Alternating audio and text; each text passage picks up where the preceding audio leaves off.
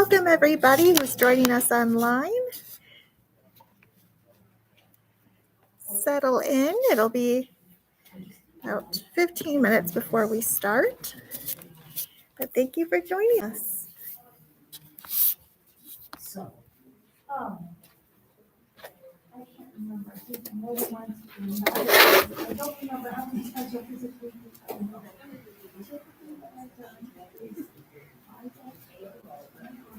So.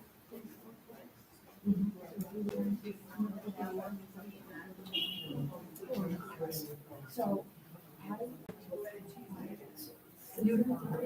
I saw this one was available for grades. And you took some of the ones you just took first, and Sharon. That's fine. I thought I haven't really been in. I know, I didn't want to take them without being okay with it. Yeah, this is my friend Peter.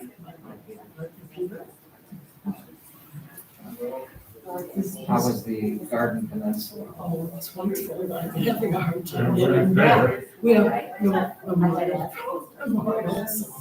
Things like that. I miss getting up to Fayette. I did that 3 times. Oh, it's such a lot. Yeah, it's so lovely there. There used to be a ferry from Hills Rock. Yes. Not for long. It was a little. Oh, it's been a long time. Yeah. Oh, it was. Oh, then Very, maybe. I've taken the boat ride. And that was good. Yeah. Maybe a year, it's even before I'm thinking. But we used to be able to do that, and that was really a great trip to get up along the islands along the way and get into Snail Shell Harbor. That was just at the time that they were beginning to gentrify the area and provide horse-drawn wagons to look at it and fix up the Just, it ruins. was a long time getting up to where it is today. Yeah, well, I haven't been in 25 You'd be amazed at what more they've years. reconstructed, rehabbed, and rebuilt this town that's here. That's what I consider, Yeah, also- 15 years ago. Yeah. The boat rides, And just the date. You would see the, I've only been there every few years, I go there, guests that I take. Peggy's here somewhere. Well, we go there by boat and just have lunch at a picnic table. Well, away from ourselves. So if you're okay with that. Oh, Then I don't get it. So I started to give it up on the Riddell, so that way. Oh, I'd so much rather. They've got it. They've got it covered. I'm happy to do it. It's all like the streamlined. Okay, that's wonderful. So So you want to have an initial. yeah. You know, before. I'm so glad. People like my sister can speak an awful accent. The Dickens is here. So I'm very excited. Oh, I mean, So. you know, it's-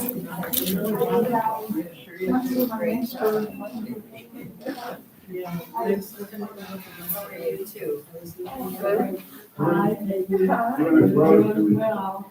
Good. So really, I don't expect it. No, but then what you would like to do for people.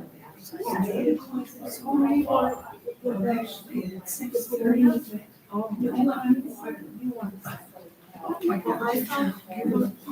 Or the announcement. Yeah. 2-year-old, the one you get. I did, yes, and I probably, yeah. I think you want to make it.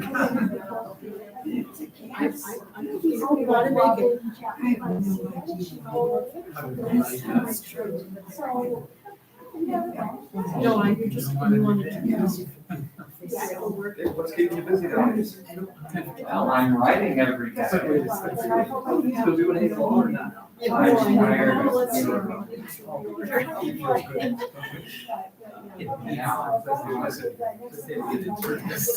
it does feel good in some ways. Sure.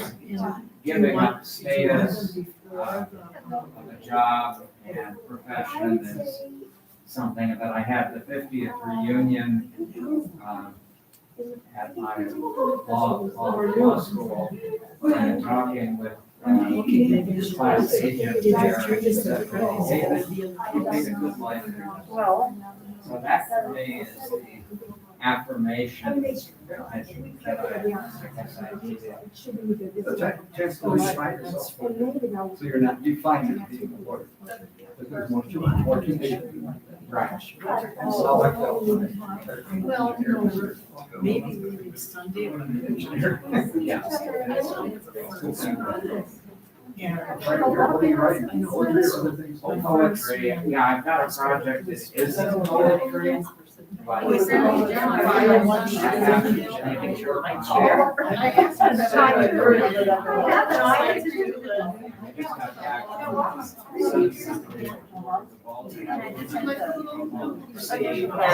She said if you trip in June, France, South France. I got home on that. So I'm really serious how to write every day, revise all We all have lots of things. some cases. Managed to write it interesting. Maybe even good. Well, as long as they're focused on your, as long as you're. That's What do you feel right now? Well, ultimately, yes, we all write for ourselves. But I've never given up my adolescent dreams of writing for somebody else. When you sell stuff. You're welcome. I'll be so excited. I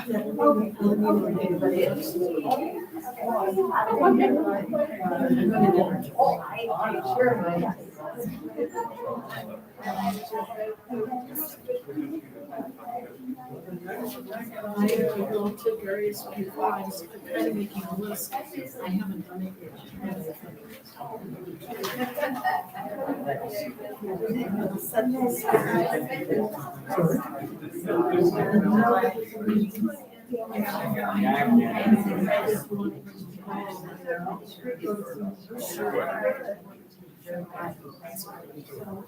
So you don't see hours.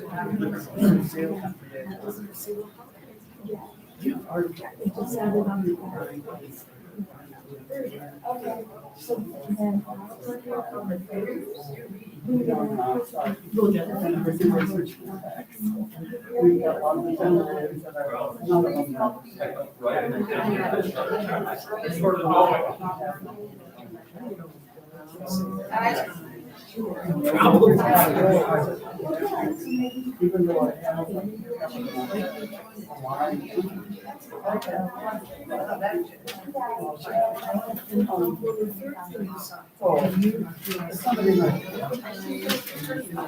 It seems awfully like the sign.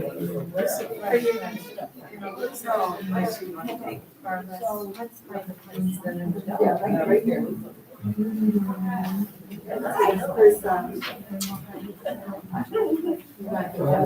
No, but there's only two seats here. Oh, so a speaker. But you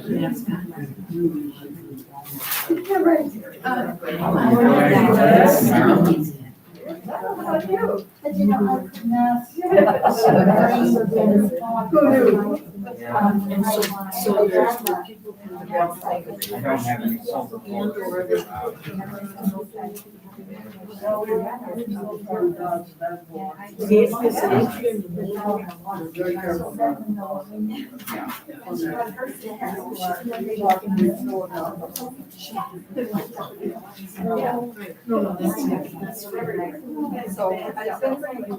Well, I just got back. Last week ago from the golf cruise. On a cruise, so we were coming toward and there'd be a yellow flag flying.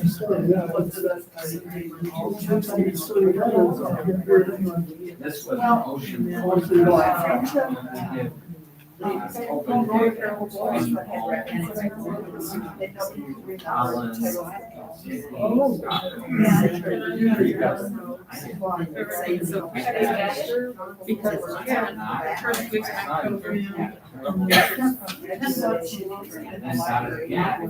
His truck, he's driving her lumber to Florida. I don't remember. No, why would they drive her lumber to Florida?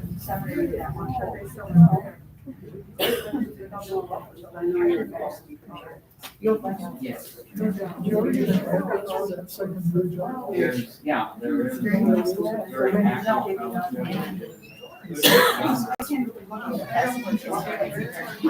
Pick her up.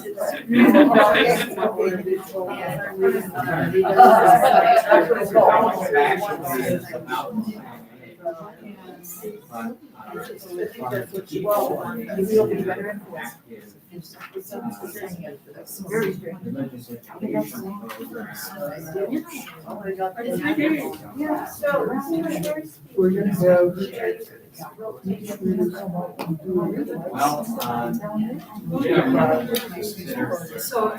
So he divided.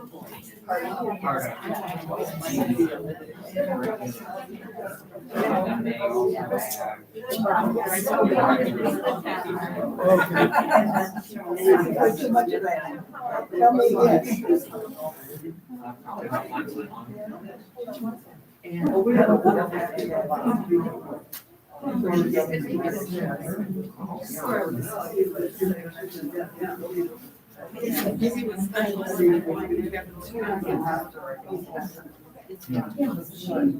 I know we're at would come off. Yeah, I don't think I've done it. Okay. I just usually send an email out early the week just after. I flew by, so I just sent it out. I've got it on my calendar.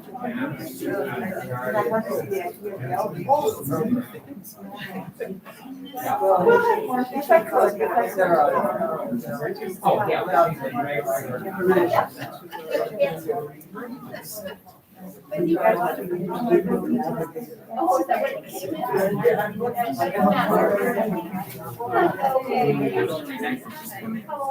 Yeah. And I. Here you go. Oh, that is a movie.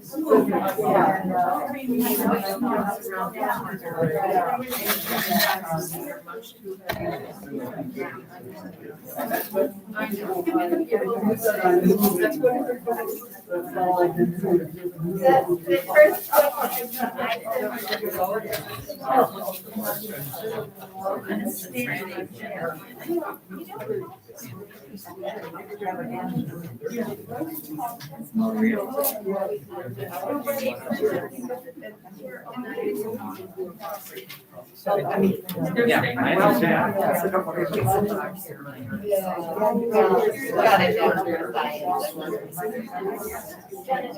It was quite a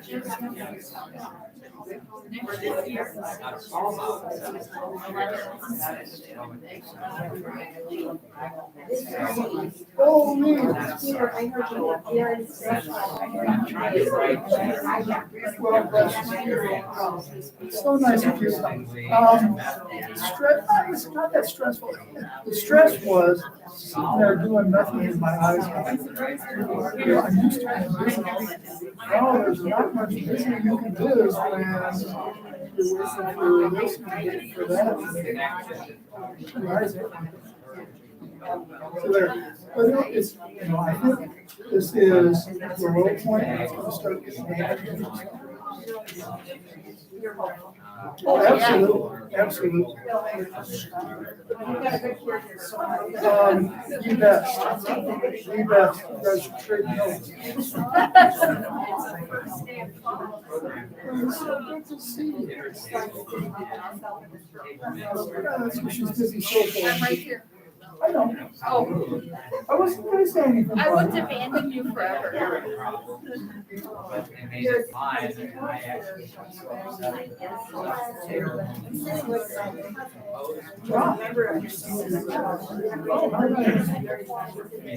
I'm not accustomed to it.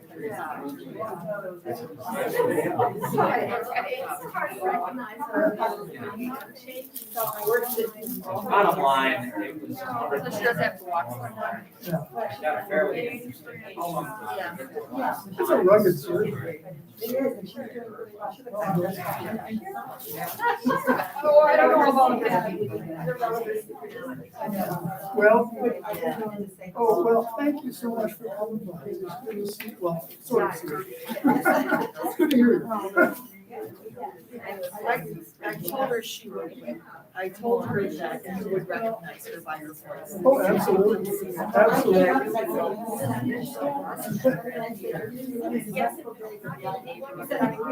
Yeah, that's what I know.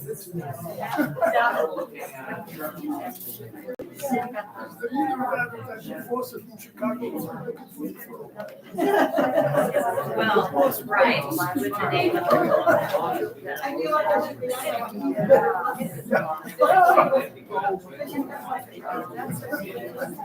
Oh, dear.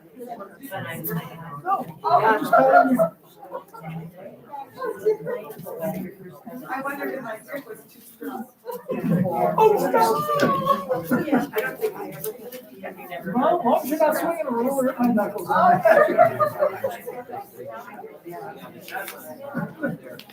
Bless you. It's really been a pleasure to work with you. I so much enjoyed reading you. That book was the most loving labor of love I've read. Anyway, I'm sorry. west Joy.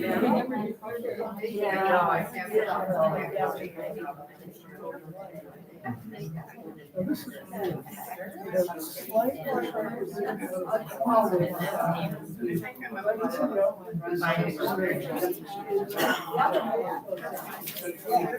we'll figure that.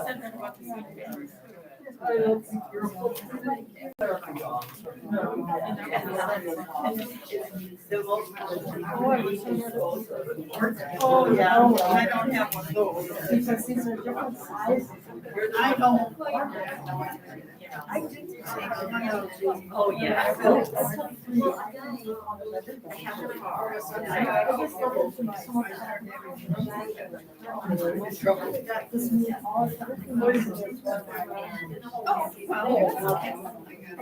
realize that.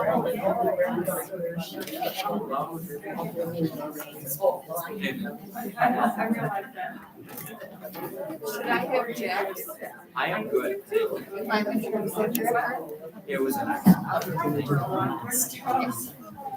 Janice and I were on a small ship cruise around the world. So we did like 7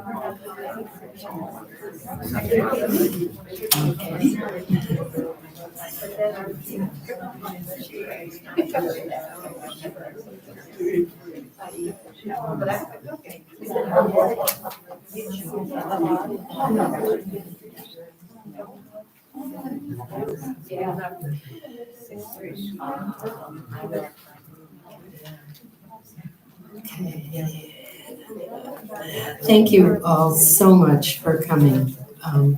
Really, really appreciate your participating in this process.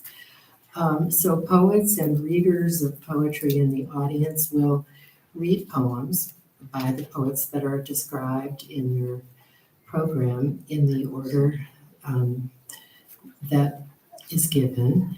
And those who have written their own poems in honor of Franca are invited to share them. And a couple of people have poems for others as well, so I'm really pleased. Brief memories or stories concerning any one of these poets are welcome. At the end of the ceremony today, if I dare call it that, we are going to inter the ashes for Cynthia Oliver and Phil Hansodia in the Memorial Garden. And we want to thank Sarah McKillop and the UW Fellowship for welcoming us and for encouraging us to take care of this essential task that has been waiting in Phil's case for a couple of years and Cynthia's as well.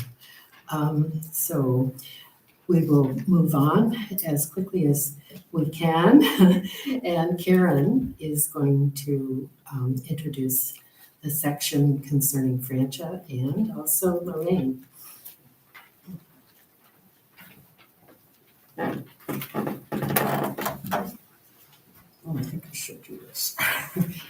We have a brief biographical sketch of each of the poets that we're memorializing today. And Franca, I'll read about Franca initially here.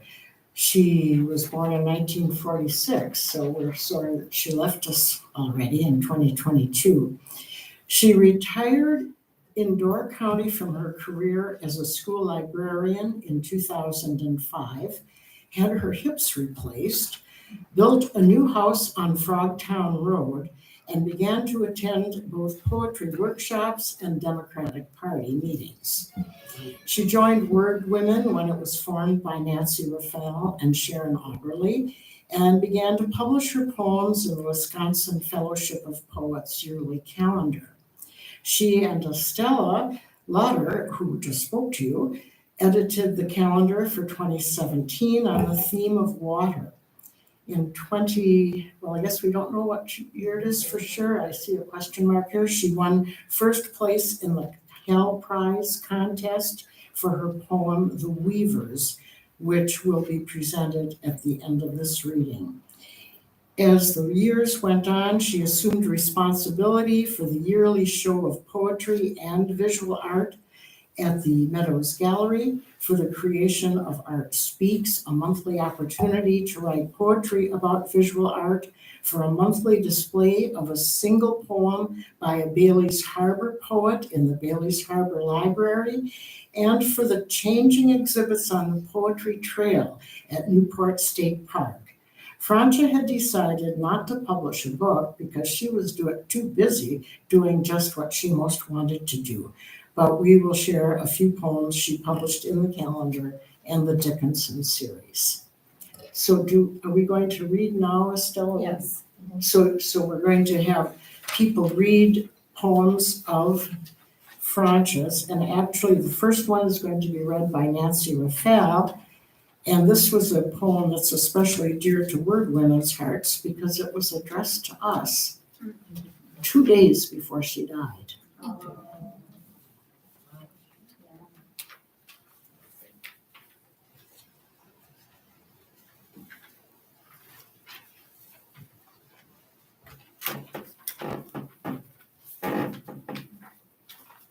Yes, as Karen says, we had our monthly critique meeting in Cynthia Johnson's house, and this is what she read. And usually we return the poems to the poet, and Cynthia Johnson asked if she could keep a copy, and that's why we have this poem. My dear women of the word. This morning, in early sun, I write you to say aloud how your loyalty and interest have buoyed me on our poet's journey. You taught me to wait and listen and watch, then write. Today, the lake's tiny wavelets are dancing in sparkles. The house wrens and the red-eyed vireos sing their eternal songs. The apple tree's leaves barely offer a queen's wave. How could there not be a missive for you in this soft air? I wish for you this summer's benevolence in wind's absence, in water and wings and warmth.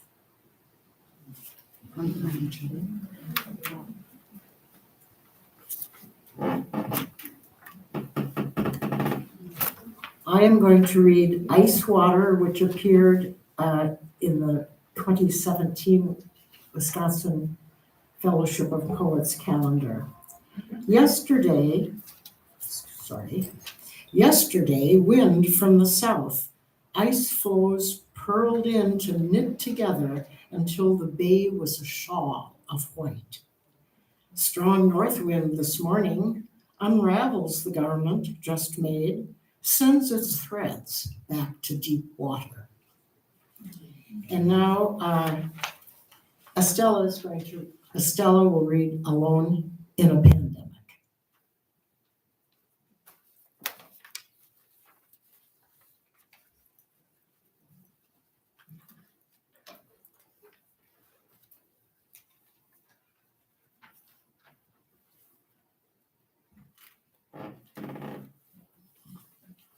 Francia published this poem in an anthology called Co-Sheltering with Poems, Community and Connection During COVID. Alone in a Pandemic, Directives.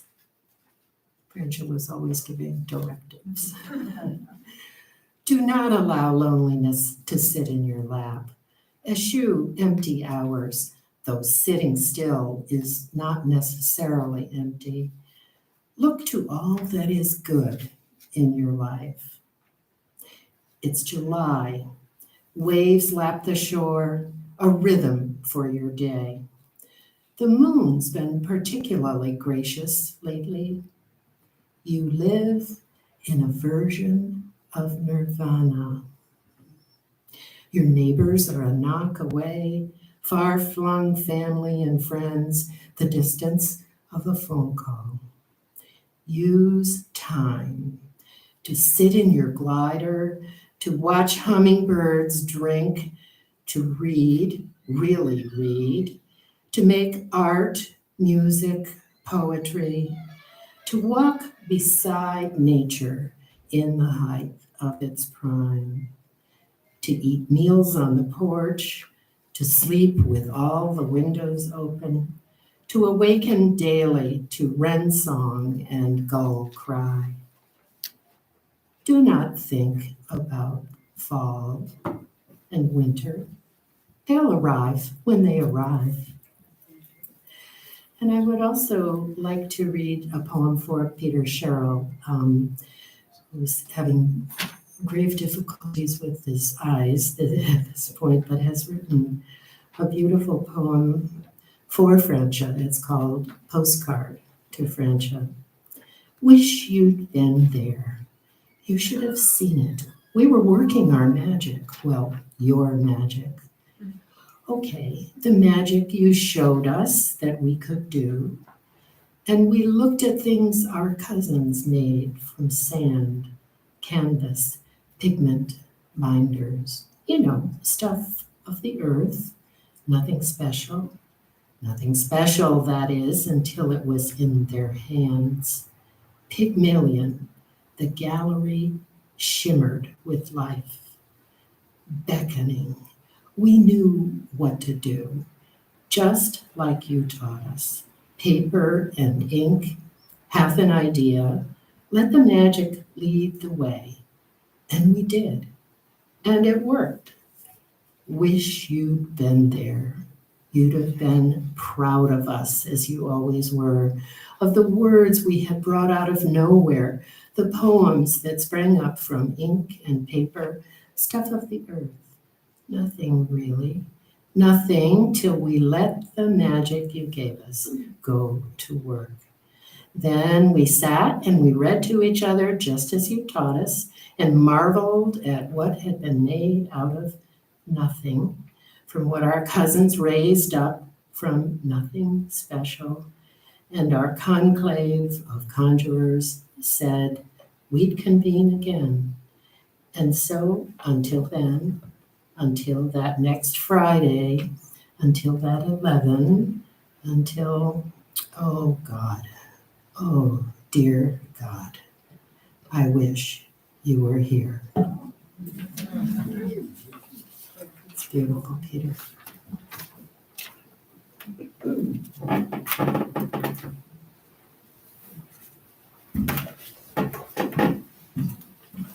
I'm Carrie Sherrill, and Peter and I together have taken over the Art Speaks events that Francia has hosted at the galleries throughout the county. And I'd like to invite anyone who wants to come and write with us. The next one is tomorrow at 11 a.m. at the Idea Gallery in West Jacksonport. It's beautiful, and we always find something wonderful to write there. This is a poem that Francia had in the 2012 Poets Calendar, and I think it's especially important to read because she loved rabbits, and Anne Emerson has brought a rabbit sculpture that has a little bird on its back into the library at Right On in memory of Francia, so everybody can see that rabbit there with the little bird. And I have my little bird pin because that's kind of what she was, a little bird. So anyway, this has rabbits in it. Good luck. When I was young and lived in a city, on early morning runs in spring and summer, I'd mark the day's luck with the rabbits I saw. A 1 bunny morning meant a good day ahead. 2 bunny mornings were better, and 3 bunny mornings, well, now I'm old and live in the country. Good luck collateral here is Papa Fox on my terrace most evenings, and now and then an eagle morning. Dan Price will read Metamorphosis.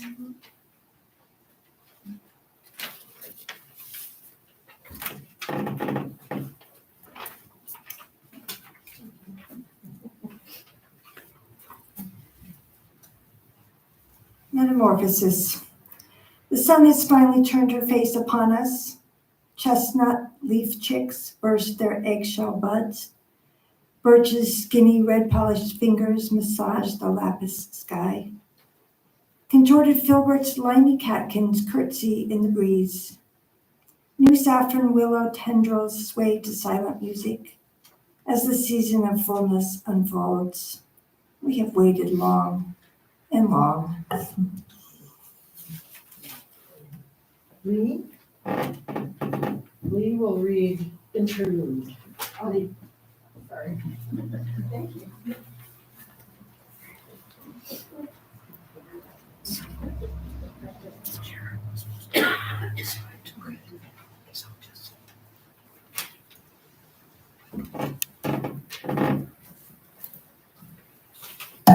Oh, sorry.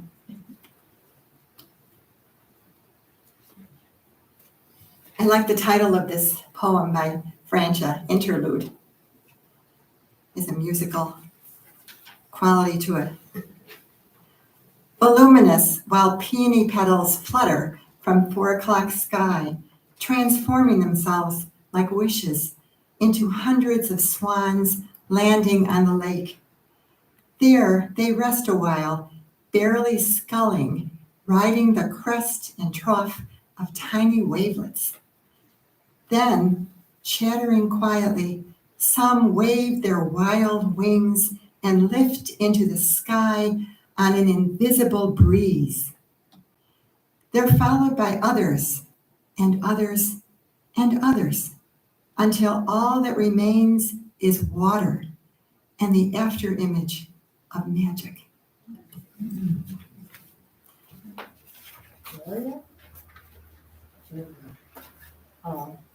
In pandemic, December 2. In pandemic 2, December. It's confusing. This is a poem that, well, today is the first day of fall, and you know what that means. What? Winter is coming. This is a poem that Francia sent with her Christmas card last December. Some of you may have seen it. In pandemic December 2, meaning there was one, the first letter. I like to think that this year's letter would have been really positive. Days darken early, nights linger long, cold blankets this northern land, and illness threatens our equilibrium. Even still, we look to winter stars, seeming on clear nights to hang so close, to a new white blanket of snow, purifying, quieting, softening Mother Earth. To each other at this season with a smile and an outstretched hand. To family, to friends, to the stranger in the street. This December, we recommit, we will endure, we will rise again together. And so we will, and we'll remember Francia when we do. Thank you. June Marshall will read All I Need. All I Need.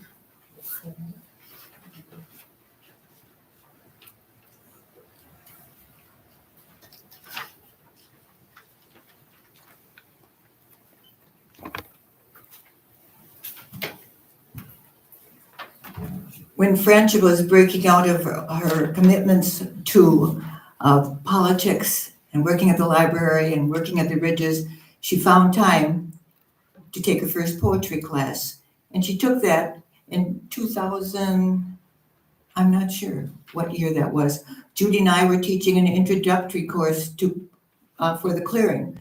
And Francia was there and she bit the bug and took off with it, as you have witnessed today.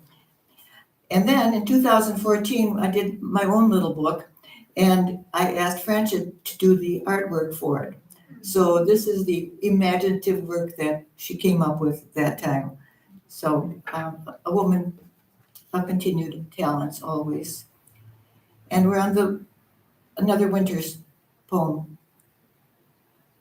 All I need in this Wisconsin winter that seems determined to walk out at its own slow pace, is a single augury, an unmistakable emissary, sunset after 6, a cardinal's morning mate, searching call, snowdrop blossoms in a sun-hollowed bowl, or best, a foolish winter-heavy robin, orange and brown at the edge of this white world. David Clowers will read Weavers.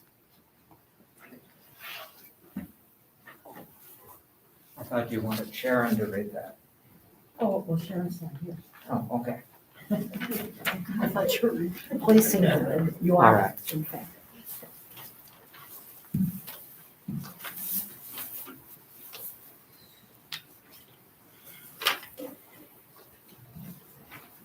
Weavers.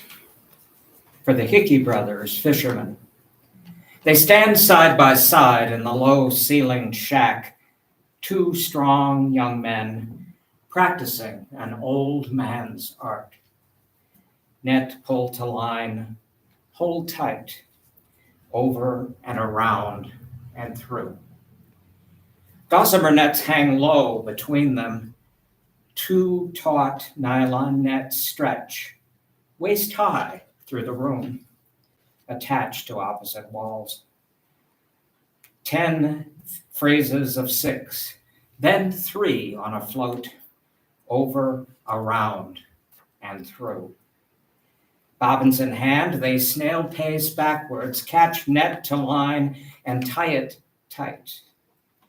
Eyes never lifting, rhythm unbroken, hours a day, days for weeks.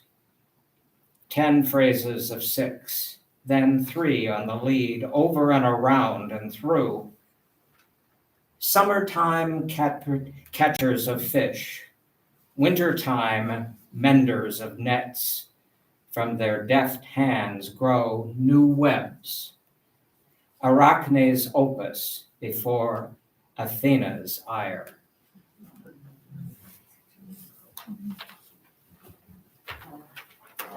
We read Honor System Shopping.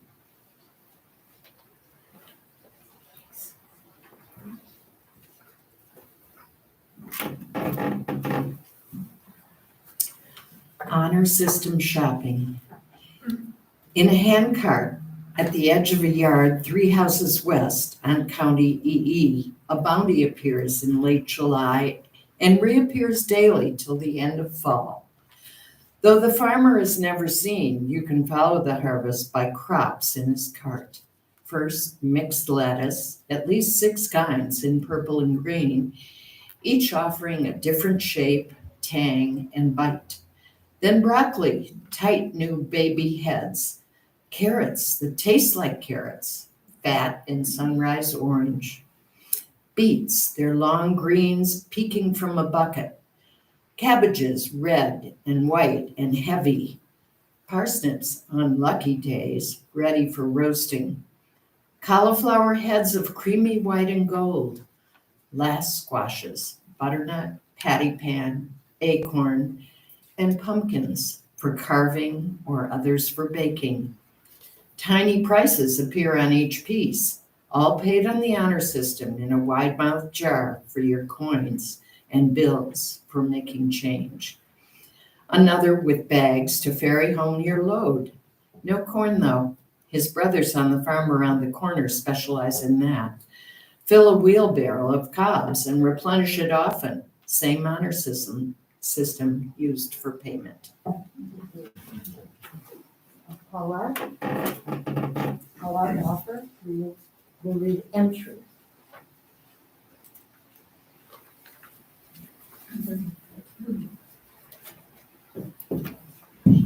Oh, always the trick of glasses and a mask.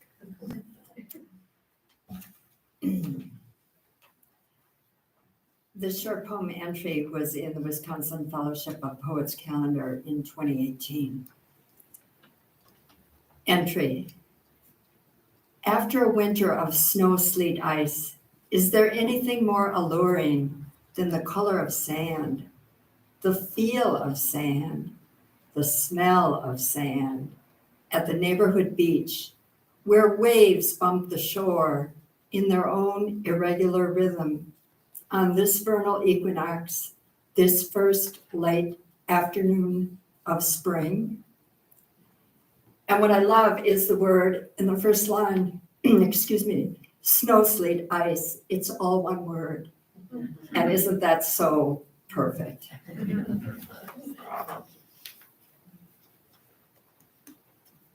Elizabeth Barnard, France's sister, will read Tomato Ode.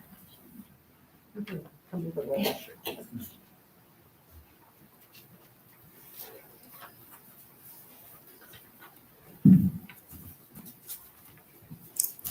This is a wonderful gathering. I wish I could stay year-round. I'm going to read France's poem, Tomato Ode. It was in your poet's calendar in 2014. Tomato Ode, to you who give so freely of seed and pulp and juice. To you who let your skin be pricked and sliced and cubed and peeled. To you who stew, puree, and roast. To you of green and orange and puce. To you who tart my tongue, who lush my mouth, who drip my chin, I nod my humble thanks.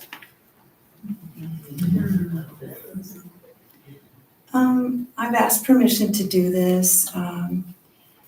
Going through French's belongings has been quite an adventure for me. Feels like there's so much we didn't talk about that I wish I could talk to her now about, but I was included on the email that you all got for today's event. And I noticed that Barbara Larson's name was on was going to be here. And that name rang a bell in the back of my head. And so I went to French's books of poetry, and I looked, and she has, well, what I saw were 4 quickly to look at. And here's one called Pine Ridge, 1937, by Barbara Larson. And this has a handwritten note to Frencha. Barbara and Frencha, I don't know how long they've been friends. I think I've been hearing her name for many, many years. This one was signed in 1991. And Barbara's book before this, Beach Road Year from 1989, was also given to Frencha with a date on it. And I'm just going to read this little note that Barbara said to Frencha. To Frencha, hope you will enjoy getting to know the people of Pine Ridge. Fondly, Barbara Larson, 1191. I've been to Frencha's grave site frequently since Saturday, and I went again today. And it just so happened all of this stuff kind of works out into the same moment. But I took Barbara's book with me, and I read over French's grave. And I had read a few of the poems in this book, and I've gotten permission to read, well, 1, but 2 of them are together, so I'm just going to say it's 2.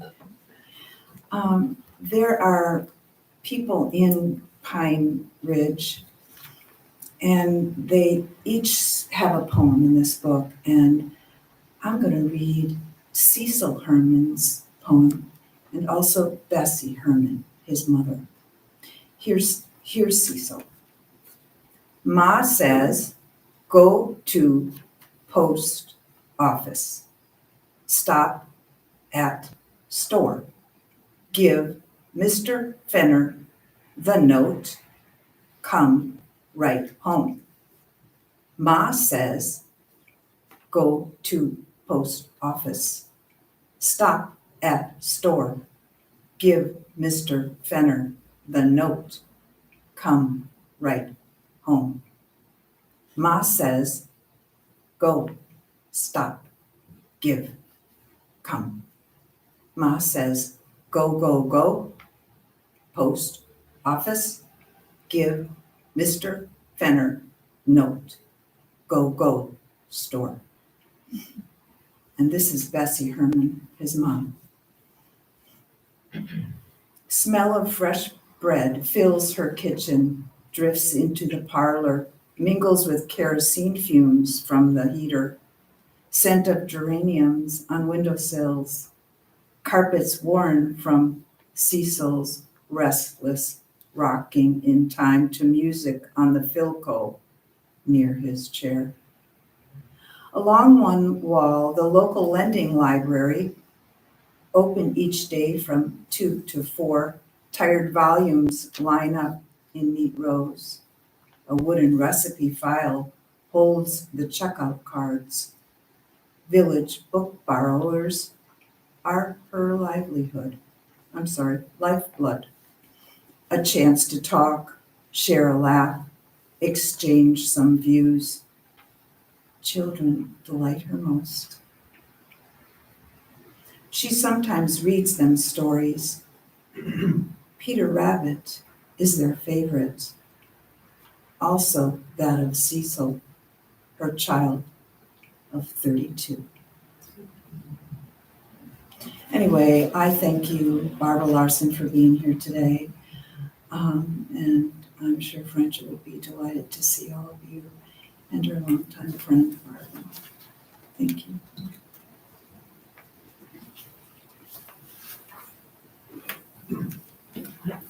I don't think I have Lorraine's list. No.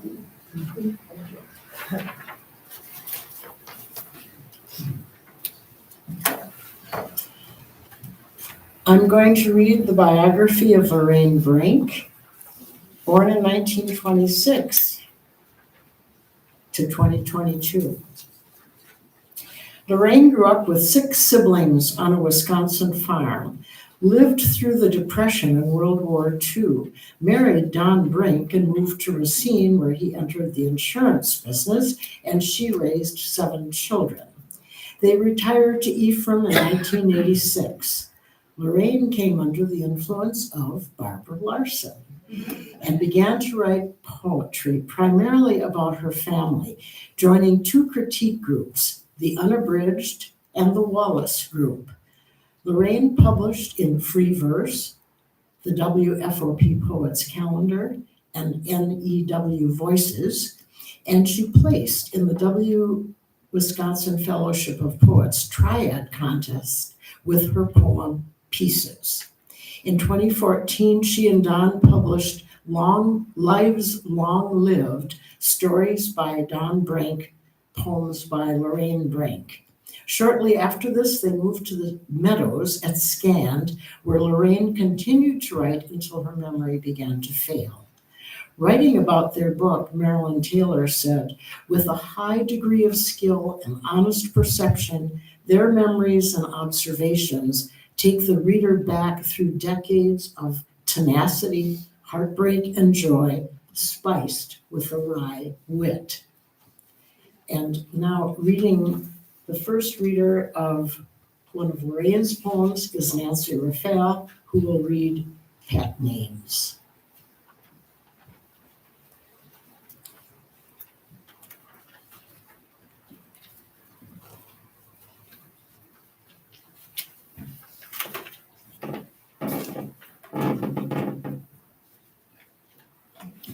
I have always liked this poem of Lorraine's, and I can still see her reading it with a little wry humor on her face there.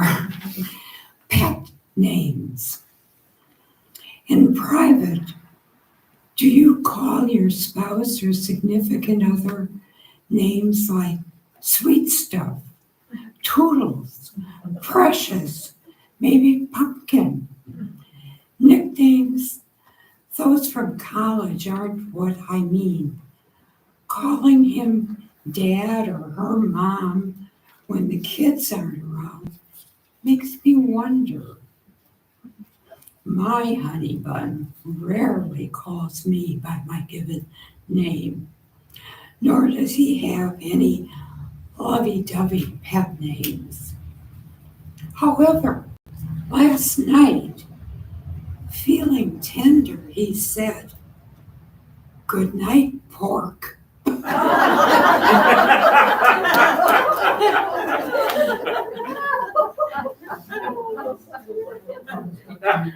Thank you. Yeah.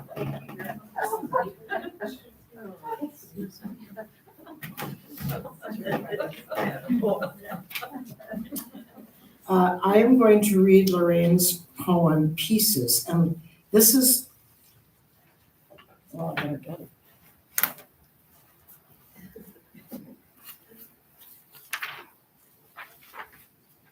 This is the one in which she placed in the statewide contest. Her broken relish dish is still on the counter. It has been there almost 4 months. Oval porcelain with hand-painted roses and cut-out spaces for handles. The narrow gold band around the rim has faded. Somehow I can't part with the pieces. My mother and I were never close. She seemed content in her rambling house on that fertile land, while my dreams soured. She died before we could become friends, and now this precious link is shattered. I never put it into the dishwasher, and it's just used it just for guests and always set it right back in the china cabinet, except for that one time. Maybe I could find another in an antique shop, but she had my name on this one, taped to the bottom to make sure I got it. Stop by a week from now, a month, 6 months. It may still be here. And Carrie, you're going to read Romance on Two Chairs.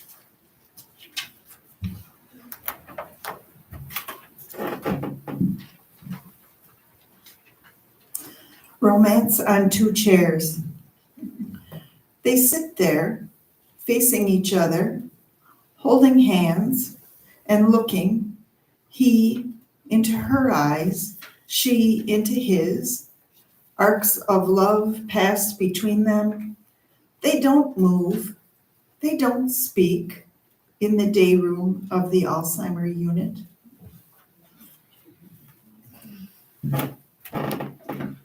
Judy Roy will read I Was 16.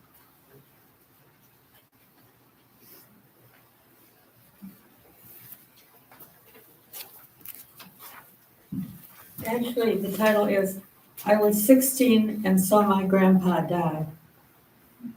I was alone in the room at the moment he slipped away, quietly, peacefully. I called. Aunt Helen had her prayer book ready, 2 silver dollars and a fabric roll to plug the anal orifice. She placed the prayer book under his chin, the silver dollars on his eyelids, and inserted the fabric roll. We then knelt and recited the rosary.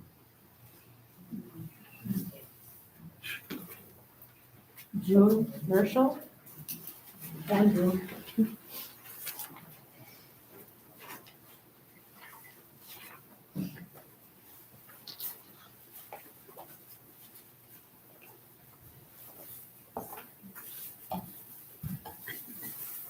This one Lorraine titled Andrew. Weeks before I was 4 years old, I had a little brother. I remember taking our blankets, sitting on the hill at Riverside Park, waiting for the fireworks. 18-month-old Andrew was enthralled. Boom, ah, boom, ah. It was spontaneous, contagious, and hundreds joined us. I knew something was wrong with Andrew. They wouldn't let me hold him or change him. Daddy had to farm and take care of us other kids. So Mom took Andrew to Madison to have surgery. It didn't work. He died a few days after his 2nd birthday. I cried because Mom cried. His little casket was on display in our front parlor. The double wooden doors were closed, but I stole in there and touched his arm. It was smooth but cold. The day of the funeral, I did not have to go to school. Have you lot?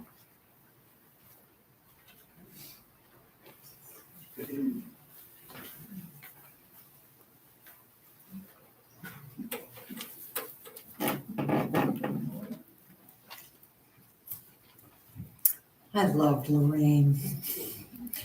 Paradiddle and other favorite words. Like old and weathered dungarees and boots with tread worn bare, these words spring from a reservoir of treasures hoarded there. I love the sounds of Kinnickinnick, Ashwaubenon, Mattoon, Trempealeau, and Manawa flow clear as Clair de Lune. These names are quite melodious. Luciana, Madeline, Thoreau, Cousteau, and Ellen Jane, like strains of old lang syne. Along the way, my favorite word holds grace and charm for me.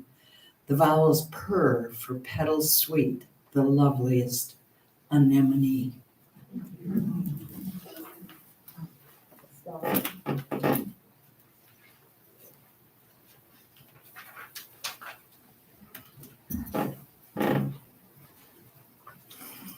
I remember the first time that I heard Lorraine read this poem, stopping by church on a snowy evening. Whose beans these are, I think I know. She brings her famous dish to show what sets apart her fare from others who came to dine despite the snow. Her many friends might think it queer to add a cup of homemade beer along with ketchup and molasses for the special potluck of the year. I walk right past, no beans I take. To shun her prize must be mistake. She waves and points, hard to ignore, but farts occur. Should I partake? The tables are lovely, full and deep. Salads, lasagna, meatballs I heap, and more to choose before I sleep. And more to choose before I sleep. Barbara, want to read Mealtime?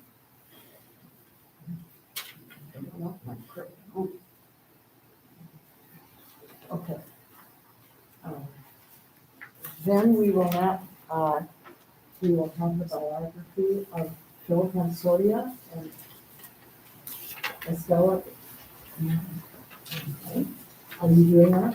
Mm-hmm. Okay. Okay.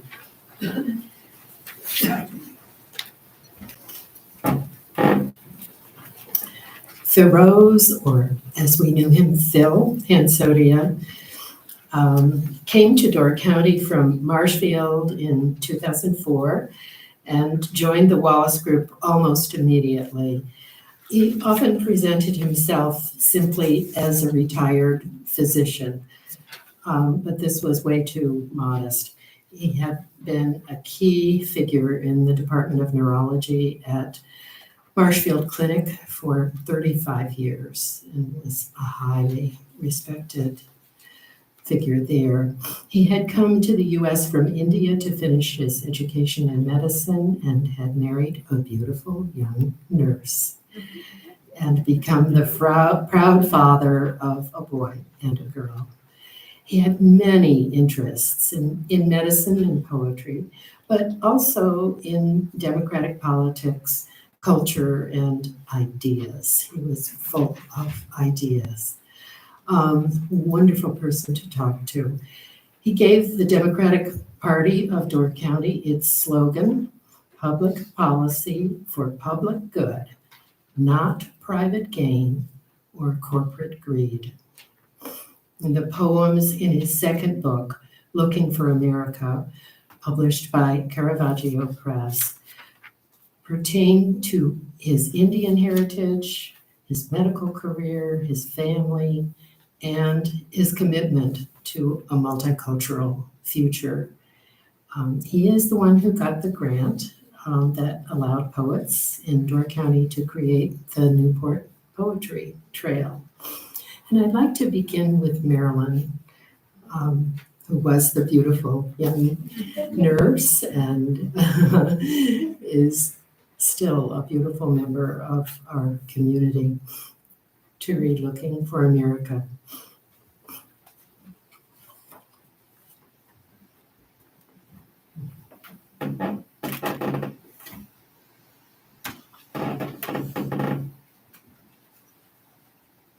Thank you, Estella, for the undeserved.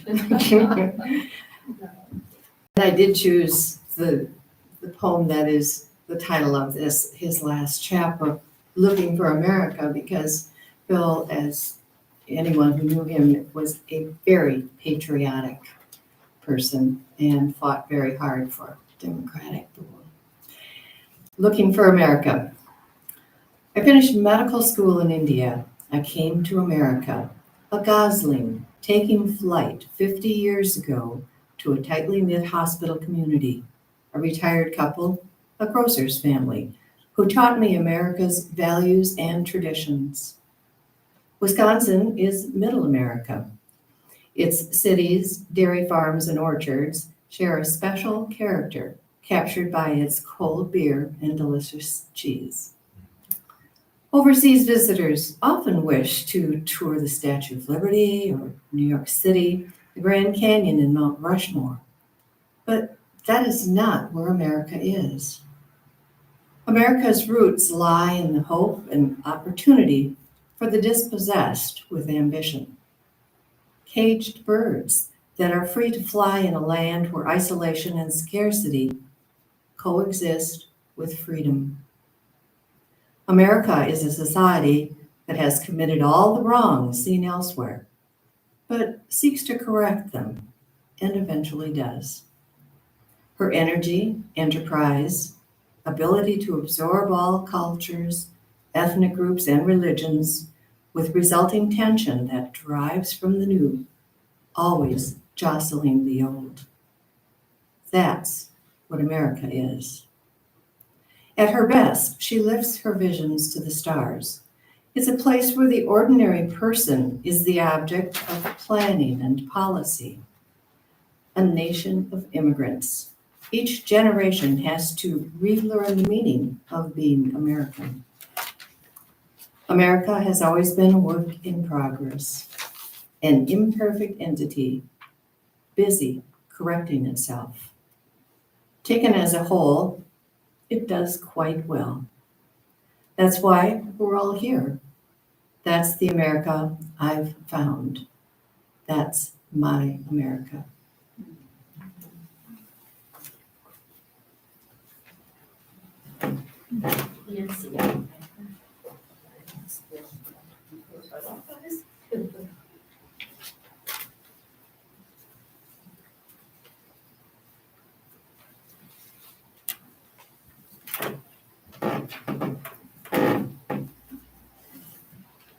Well, before I read this poem, I want to elaborate a little bit on the Newport Poetry Trail.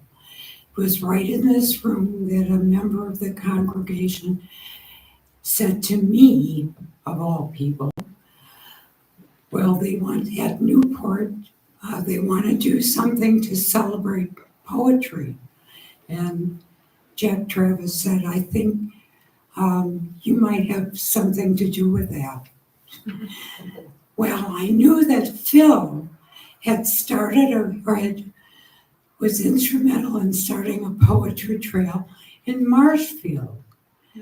And so I went right to Phil, and he pretty much got the thing going.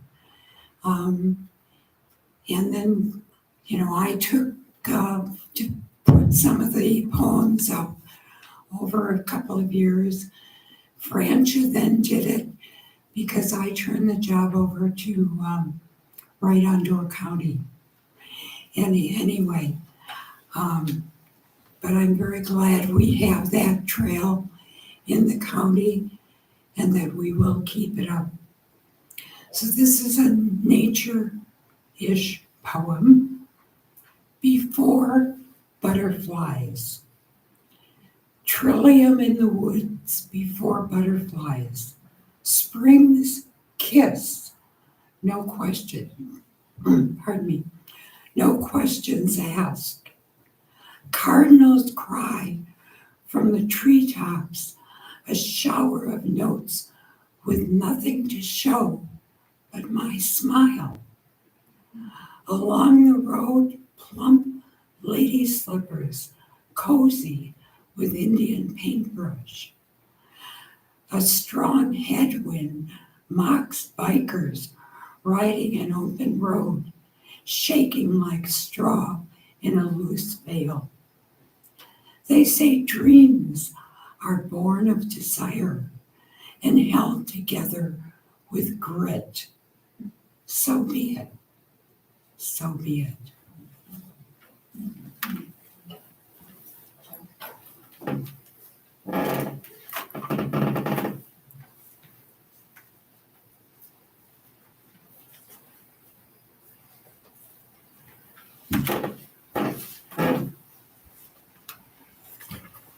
It's very hard to know which of Phil's poems to read. I'm very taken with Pistachios about his father. There's another one about the monsoons and the rain that comes with the monsoons. The one that I've chosen reflects his commitment to multiculturalism and recognizing people of different backgrounds and different conditions. The title of the poem is Three Women at Charing Cross Station. I heard those voices behind me as I left the Charing Cross Underground. They sounded like sisters with matching voices, accent, and diction till I turned and saw them. One wore a short skirt with stockings. One a traditional hijab with a headscarf. And the third had an afro hairdo with a ribbon. I saw the rich mix of people walking London's streets and wondered whether sight or sound played more heavily on the public mind.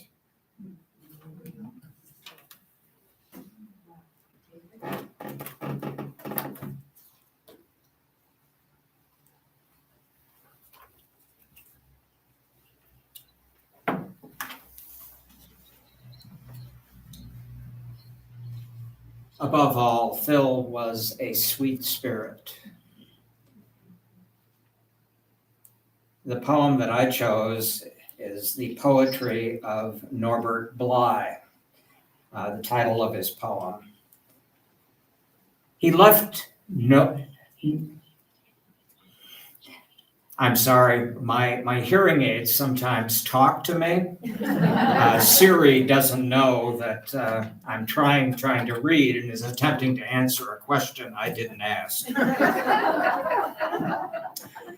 I'll start over. Phil Hansotia is the poetry of Norbert Bly. He left noiselessly, taking his sense of poetry with him. He sat in those words.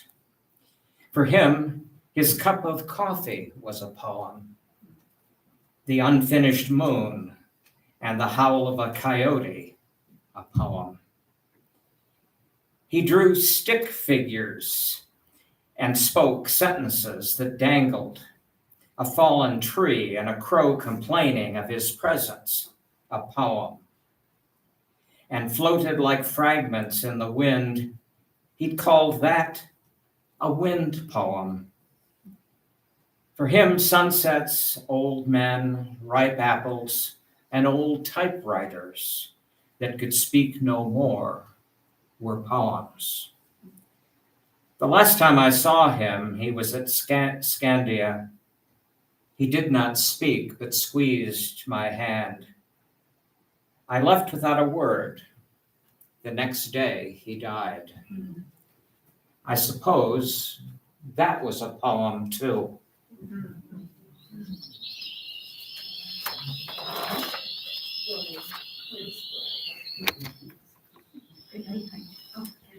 Siri must not like being put off.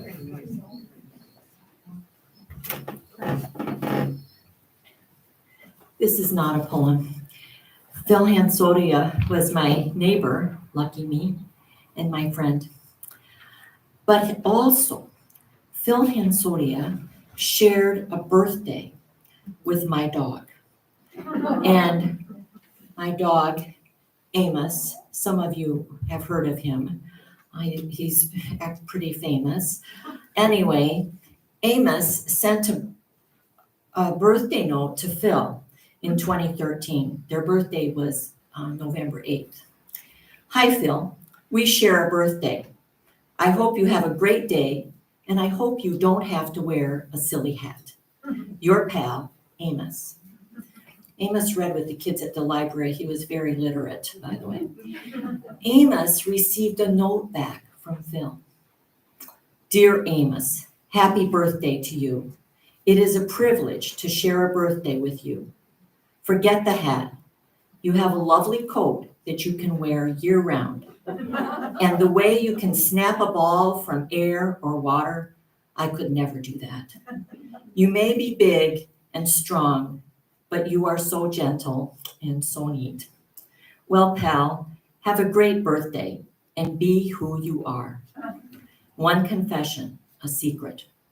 I'm still working on my bark. I'm just not convincing. Cheers. May the best bones be with you. So it wasn't a poem, but I hope you will agree it was a pretty poetic note to a dog.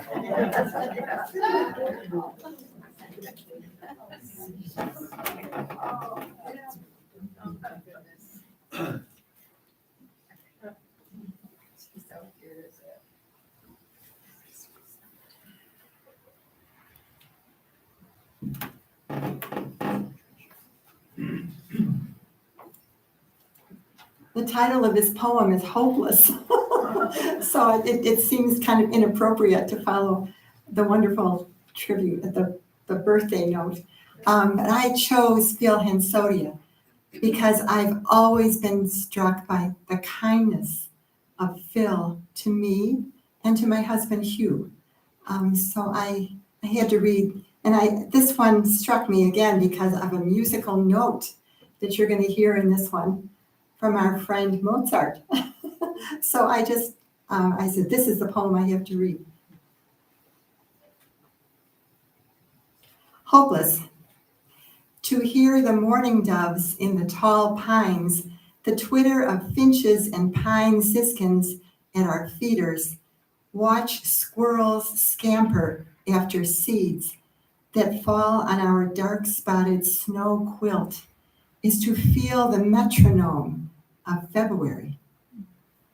A walk along the peaceful snow lanes of Schönbrunn Trail takes me far away from the blood and chaos on the streets of Gaza and Peshawar.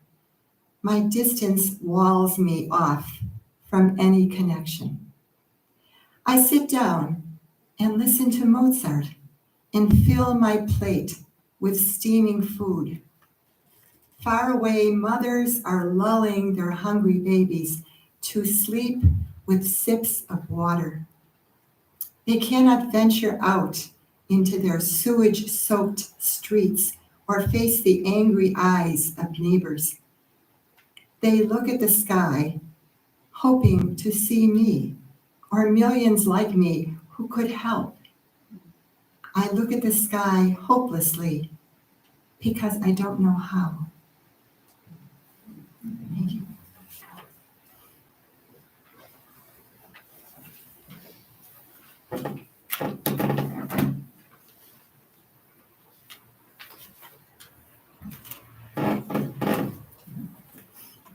And I'm going to end this section with monsoons, which it may seem strange, but I think that one of Phil's extraordinary capacities was to look the tough aspects of reality right in the eye, and also to eventually find a way through.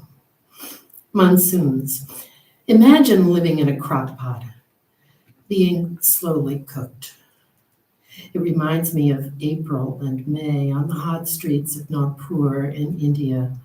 At night, the air hung still, unless you slept on a terrace under a clear, sparkling sky.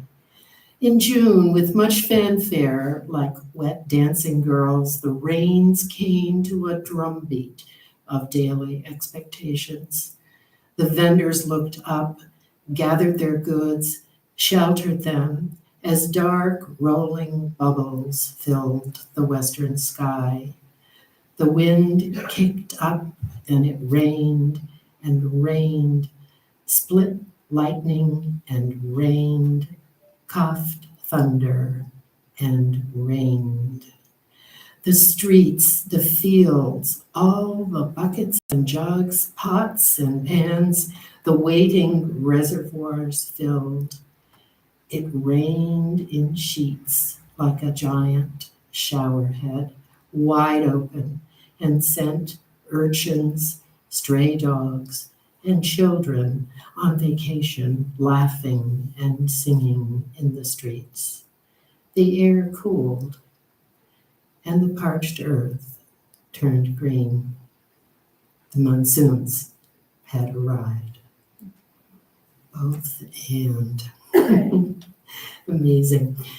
So Nancy will introduce Cynthia Oliver, and I will run in the other room and get the sheet of leaders. Oh dear, sorry.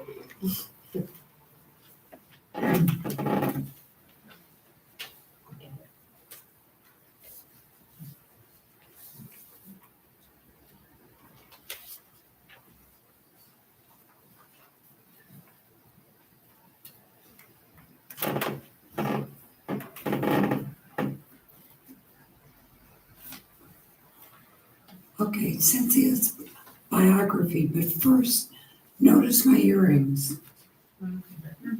The medical people in the group may recognize these as the plate that if you break a bone bad enough, that they put in your arm or leg or whatever.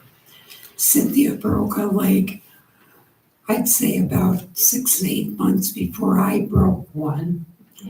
And when she had to have the plate taken out of her leg, she said, I'm having earrings made out of this.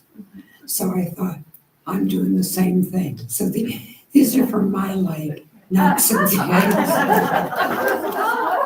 And another note on that, when Francia Barnard found out that I had done this, she wouldn't even look at him. So, Cynthia Oliver, 1940 to 2020. Cynthia settled in Door County in 2006 after 7 years as a nomad, tent camping, sleeping in her van, staying with friends and family, house sitting, and working for room, board, and stipend throughout 47 of the lower 48 states. She worked at the Clearing, joined the UU Fellowship, and eventually moved to the Meadows in Scan. She was a fiber artist and storyteller. She had also earned a living as a massage therapist. In her reading for the Dickinson Poetry Series in 2013-14, she read several autobiographical poems, which we've not been able to find, about her early desire to fly. And I really wish I had those poems. Her decision to leave her marriage and her profound distrust of nearly all men. And she would tell you that. Perhaps born of her relationship with a father who thought he knew best. We have just 2 of these poems published in Sweet Calloo and Sour Lime, edited by Chuck Lauder for the Fellowship in the Dickinson series. In 2013, she and Maria Scorbett published a book of Cynthia's poems and Marie's artwork and commentary on the lives of Frank and Esther Charney, who had lived and were pioneers on Lakeview Road in Sister Bay. Cynthia imagined their lives from the stories their grandnephew and a few choice items in the Liberty Grove Museum and miscellaneous records. I have a poem I wrote about Cynthia, which gives you a little more of her. And she died on March 6th of 2020, at the beginning of the pandemic. So she never had to go through any of this. Remembering Cynthia, always a ray of sunshine. Her smile commanded you to be of good cheer. And that laugh, she got the joke, whatever it was. Her personal library spanned many topics. Her interests ranged far and wide. For several years, she portrayed the son of a lighthouse keeper with a troupe of storytellers. One young visitor called her out, "You're not a boy," but she never broke character. She held a 50th anniversary party for her women's friends. The marriage long ended. Her hands always active. Massage therapy, her trade, solo camping, and house sitting, her pleasure. A time as scullery help in Ellison Bay, a painter, a poet, a volunteer with loaves and fishes, a bargain hunter, a knitter. She gifted us with her polymer clay pens. How many of you got those pens? Yes.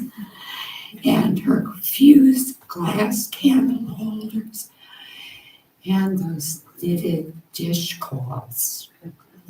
So many interests to explore. No time for cooking or house chores. Always a word for strangers. Compliments most of the time. And always that smile and that laugh. Always garbed in colorful clothing. Always ready for adventure. She mourned giving away her 20-year-old van, but knew it was time. Cynthia lives on in the hearts of her many friends, and all she touched deeply, or just for a moment. And I do want to read her poem about the van, which she wrote in 2010. Odyssey Van. 10 years old with 96,000 miles. She and I have journeyed together, investigating 47 states. Only Maine remaining. I call her my wandering woman, or WW. She holds my maps, camping gear, cooler, food, water, clothes, reindeer, journals, books, paints, yarn, clay, pillow, and blanket. When campsites and motels are inconvenient, I sleep across her front seats. Beside me sits Smokey the bear, gift from a concerned friend. 2 years ago, I adopted a GPS lady. WW, lady, and I are interdependent, exploring mountains, valleys, deserts, forests, navigating cities, farms, towns, rivers, lakes. Wandering woman and I continue our nomadic life. In human years, she would be well over 70. We are too young to be discounted. And that's from Cynthia about her van.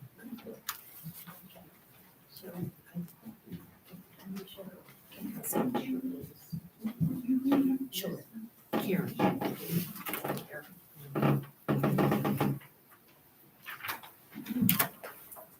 Cynthia's poem entitled Puzzle of My Life. Puzzle pieces must be missing. Colors and shapes do not match. Pieces are stained, ragged, broken. Others must be from another puzzle. Cannot blame another for the misfits. It is my puzzle, my issues, my choices. Thought pieces of my life would fit perfectly. Family, education, marriage, children, career, retirement. Life turned out differently than planned. When I looked at the design of my life, I wanted to gather all the pieces, destroy them. Obviously, starting over was not an option. After taking time to wallow in my pain, I fully accept the results of my choices. In the graying of my life, I see light, colors, and healing, bridging gaps, brightening darkness, repairing tear-stained pieces.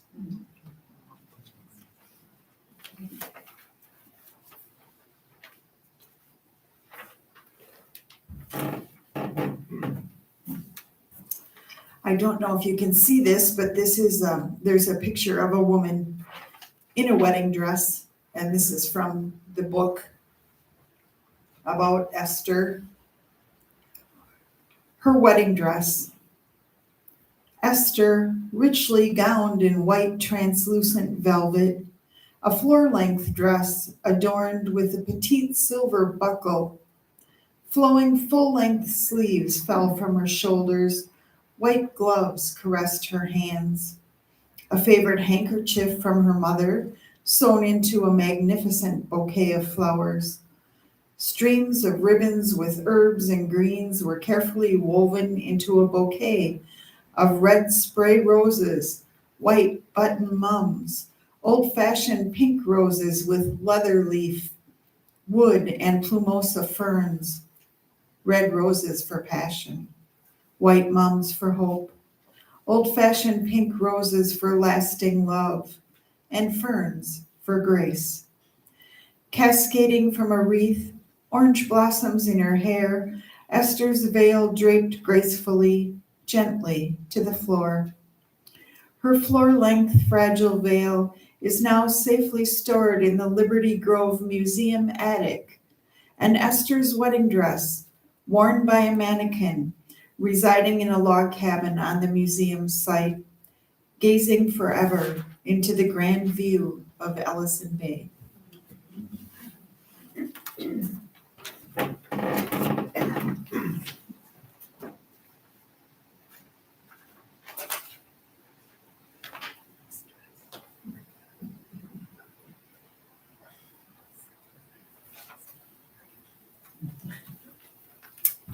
I don't know if any of us were ever here in 1967, but was anybody here then? No. You were? Okay. Well, Cynthia remembers a terrific snowstorm, and she calls it the Midwest snow of 1967. Frank and Esther remembered well the famous Midwest snowstorm of January 27th. Neighbors and friends helped each other survive.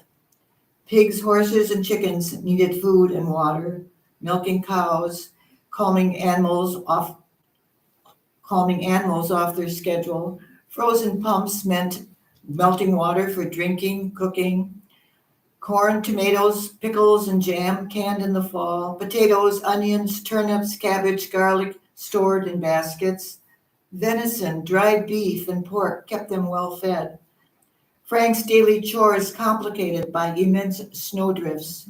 Exhaustion and frustration at times were overwhelming, feeling the yoke of responsibility for Esther's survival.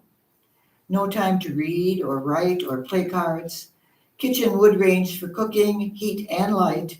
More wood needed to be chopped and split. Melted snow used for drinking, cooking, washing. Frozen pumps, frozen door hinges, frozen everything. Frank slept little until the crisis was over. Esther safe. None of the animals died. Pumps eventually worked as new. Farm life ultimately went back to normal. But Esther was forever grateful for Frank's ability to handle a terrifying situation no one thought would ever happen.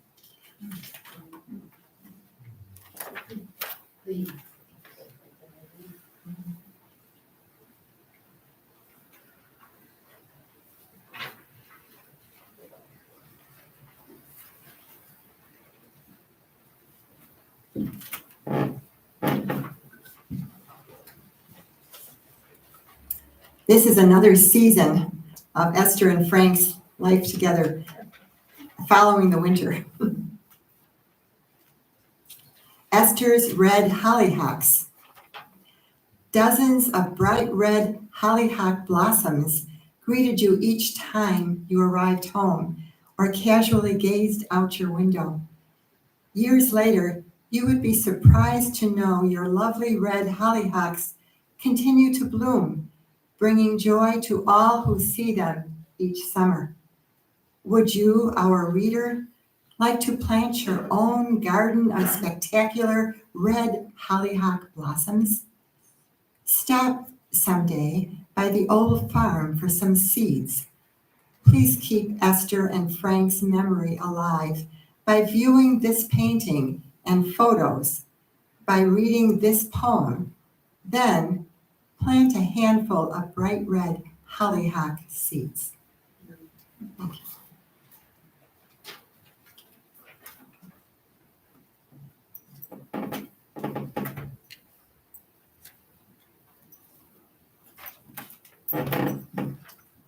I'm Meg Zimmerman, and I got an email this morning saying, "You're coming tonight, aren't you?" And I said, no, I'm getting ready to take a road trip out of town, and I've got other commitments, and no.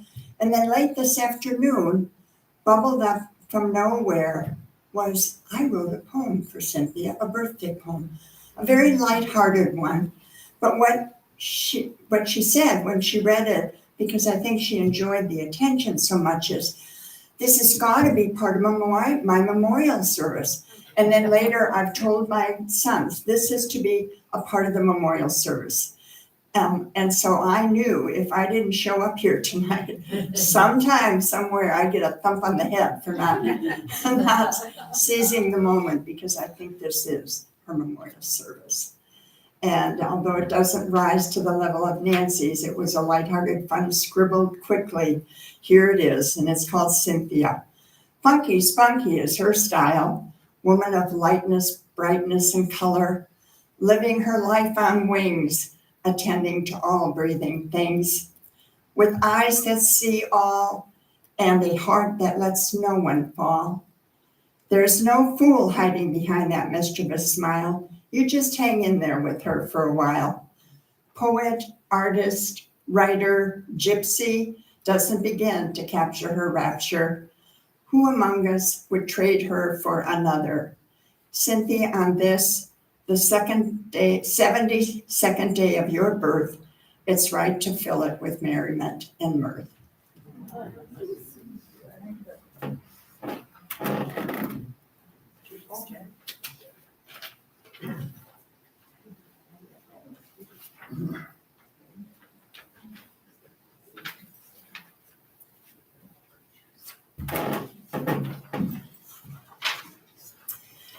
I'd like to talk a little bit about Jack Riddell. I first met Jack, I believe, in a poetry class that I was helping to facilitate through Learning and Retirement in Sturgeon Bay. And Jack was the only male in the class, and he made sure to point that out every week. And we loved his cynicism, and he called us his girls. And I think the class was 6 weeks long, and he wrote some of the funniest things just on the spot that I've ever heard in my life. I loved the man. So after the class was over, some of us decided that we would get together at Novel Bay Books when they still had a back room with a table, and John and Liz were kind enough to let us use that space. So then we met once a month until COVID hit. And it was the same group. It was Jack and his girls. And it was just a wonderful, wonderful time. And I really enjoyed him for who he was. So this is a little bit more about Jack from years before that. Jack Patrick Riddell was born in 1940 and raised in Chicago. He worked as a construction engineer and surveyor in Chicago and 15 other states for 30-some years before retiring to Door County, where he found the quietness more conducive to writing than the hectic madness of city life. He said that poetry is his way of solving other more important problems. From the beginning of the Dickinson Poetry Series in 2009, he took the responsibility for opening the building and setting up the microphone without being asked. For several years, he presented an original haiku in the Joys and Concerns part of the Sunday service here. And many of these poems were political, and all of them were related to the message described in the program. When asked what his writing routine was, he said, "Whenever the mood strikes, prompts, things overheard, things read, and best of all, imagination. I don't know what I'd do without it. Candlelight and a drink nearby helps. Most of all, solitude." He did talk a bit about a drink nearby. So Nancy's going to read to us first.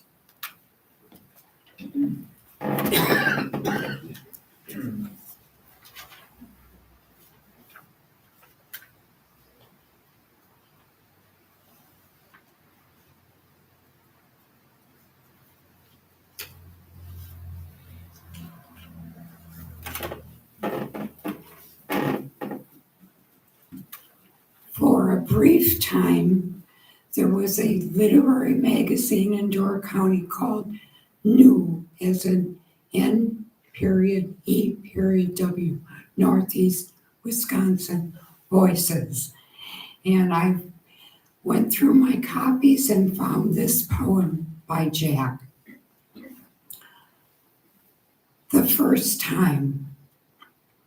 Opening a window for the first time in spring, letting out a winter gloom, letting in spring hope.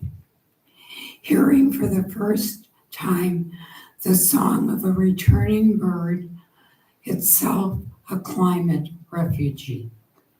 Smelling for the first time the pungent earth, celebrating a rebirth from dormancy. Seeing for the first time the green shoot of something I may have planted last year. Feeling for the first time the warmth of a sun appearing brighter in the sky each day. Thinking for the first time thoughts that eluded me all winter. Where were those thoughts I could never find in that cold dark? And this would have been in 2013.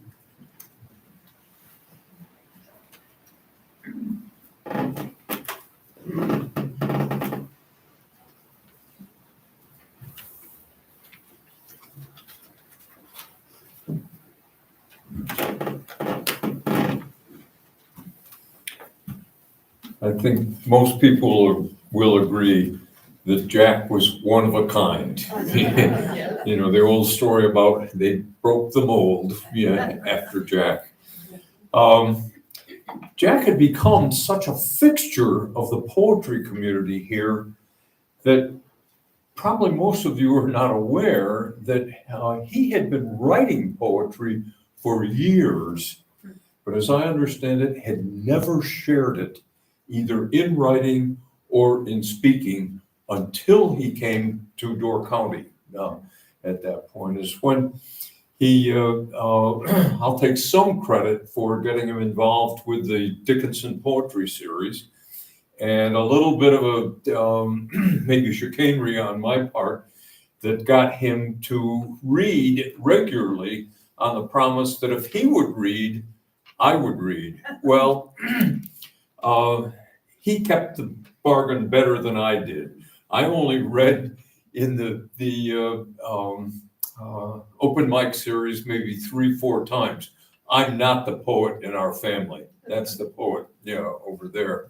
But Jack went on not only to help out, with the Dickinson Poetry Series, but also to be the featured reader 4 different times over the years, and every month, when we had the Dickinson, he would read in the open mic. And as you've heard, the poems were just so vibrant, so humorous, so energizing for all of us at that time. And then those of you who are part of the UU Fellowship here are aware of his haiku every Sunday, as was described in what Carrie read. The other thing Jack did is whenever he was signed up to be the featured reader, he always wanted October because I could write something spooky, and he did. But what I'm going to read today is a very humorous poem from my perspective. And he offered this the very first time he was a featured reader in the Dickinson series. Now, apologies to members of the UU Fellowship. I read this at Fellowship last Sunday, and because it has to do with the Fellowship itself. And again, if you're familiar with the services here in the Fellowship, you will hear part of the liturgy of the service woven into this poem. Need my glasses. Excuse me. It's called The Little White Ball. During a winter holiday, Toby gave me a season membership to a golf course down the road. So if I don't show up some sunny Sunday morning for the service, you can assume my spiritual relationship with the little white ball has taken precedence over other spiritual matters. I will be addressing more important things like making the effort to focus on placing the little white ball into a distant hole I am unable to see. I will be exploring freely the vast reaches of mind and spirit, looking to give meaning and direction to this little white ball with the use of a club with the name of a famous swinger stamped on it. I will expect to wander through water and sand. The woods will become part of my rough path, and the name of the Lord will be taken generously in vain, but I will prevail. I plan to play around and lose count of the time, the strokes, and mostly a few of the little white balls, which is par for the course. I will burn the candle at both ends, have many moments of silence and reflection, augmented by unseen birds singing praises of an infrequent birdie and an even more infrequent eagle. But I aim to give it a shot, seeking a fair way to a welcoming green space to hear the anticlimactic sound of the soft plunk of a little white ball finding its way home.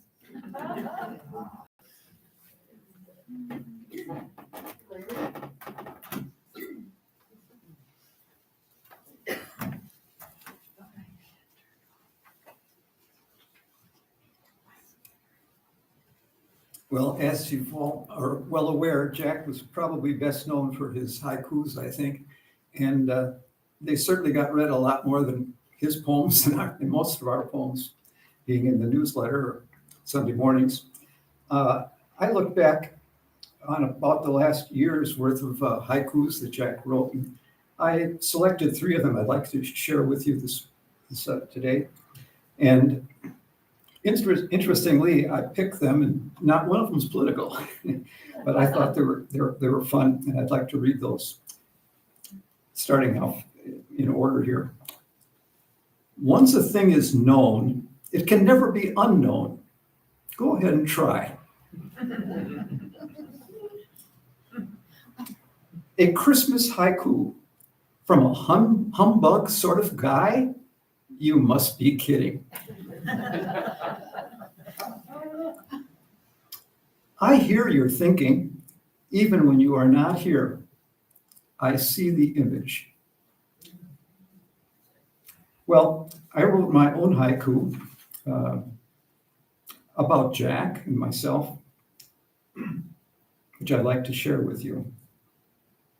New friends late in life, an unexpected treasure that is gone too soon.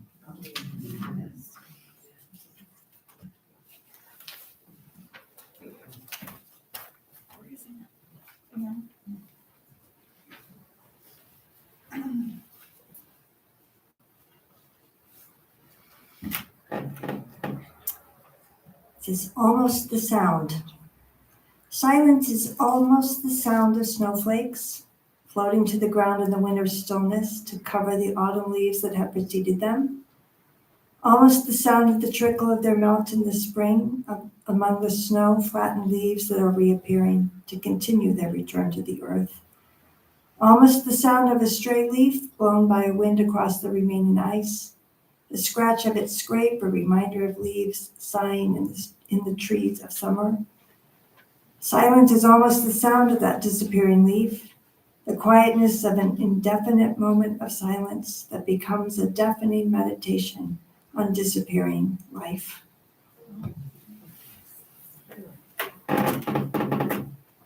Larry, did you have more haikus? You signed up twice, that's what I'm asking. Oh, No? no, I didn't need to.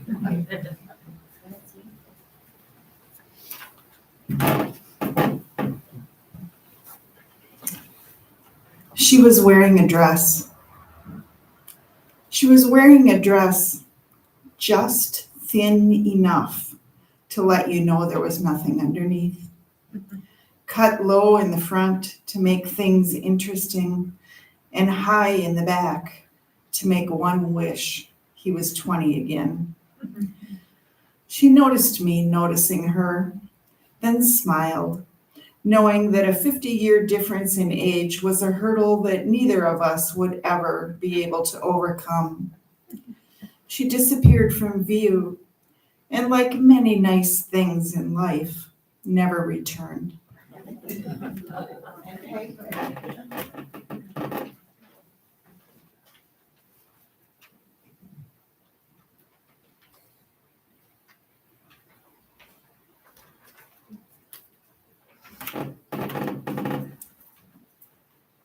This is Jack's more serious side. We ignored the changes. Beaches disappeared and the shoreline receded. Weeds replaced fresh water. Piers became dry docks, a harbor for the ghost boats. As a child, I swam there. More and more people desired the finite water resources, but pipelines moved it south.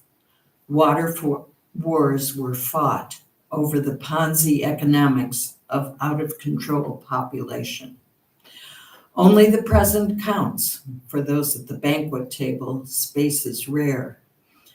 The blood of our lives belongs to the voracious corporate vampire.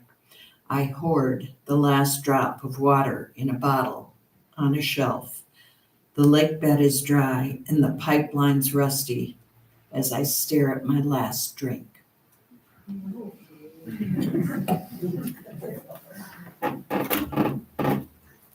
We're finished.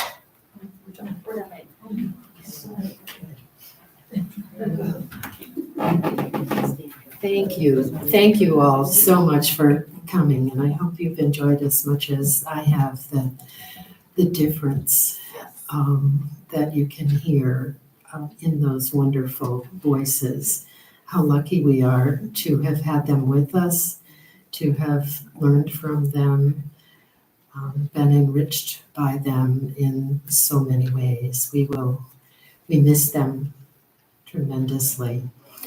But their work is here, and the poetry really does speak. So we have wine in the other room, if you would care to stay, and some individually wrapped biscuit cookies, or I think they're called biscuits because maybe they're British, right? At any rate, and then we will go out into the memorial garden to take the ashes for Cynthia and for Phil. Again, thank you, thank you.